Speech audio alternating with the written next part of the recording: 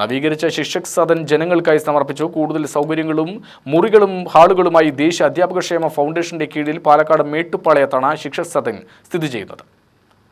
1.5 കോടി രൂപ ചെലവിൽ നവീകരിച്ച സ്ഥാപനത്തിന്റെയും ഹാളിന്റെയും ഉദ്ഘാടനം മന്ത്രി എം.ബി. രാജേഷ് നിർവഹിച്ചു.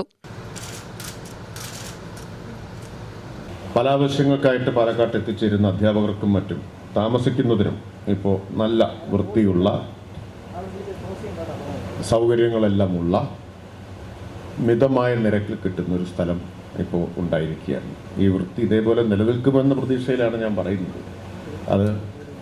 അതിൻ്റെ കെയർടേക്കർമാരാണ് ഉറപ്പുവരുത്തേണ്ടത്. പലപ്പോഴും പൊതുവായ ഇത്തരം സ്ഥാപനങ്ങൾ ഉണ്ടാക്കുമ്പോൾ വളരെ ഗംഭീരമായിട്ടുണ്ടാക്കും.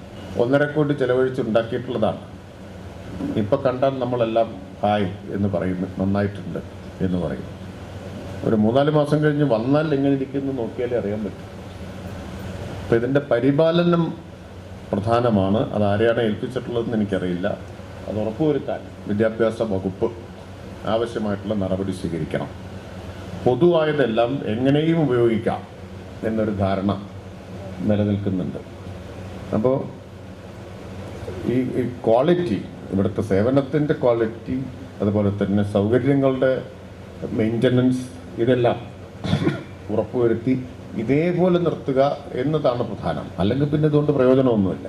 രാഹുൽ മാങ്കൂട്ടത്തിൽ MLA അധ്യക്ഷനായി. ജില്ലാ പഞ്ചായത്ത് പ്രസിഡന്റ് കെ ബിനുമോൾ, നഗരസഭാ അധ്യക്ഷ പ്രമീള ശശിധരൻ എന്നിവർ വിശിഷ്ടാതിഥികളായി പങ്കെടുത്തു. വാർഡ് കൗൺസിലർ സയ്യിദ് മീറാൻ ബാബു, വിദ്യാഭ്യാസ ഉപഡയറക്ടർ പി സുനിജ, ജില്ലാ വിദ്യാഭ്യാസ ഓഫീസർ ആസിഫ് ആലിയാർ, ഉപജില്ലാ വിദ്യാഭ്യാസ ഓഫീസർ പി രമേശ് എന്നിവർ ആശംസകൾ അർപ്പിച്ചു. പൊതുവിദ്യാഭ്യാസ ഡയറക്ടർ എസ് ഷാജഹാൻ സ്വാഗതവും ആർ സുനിൽകുമാർ നന്ദിയും പറഞ്ഞു.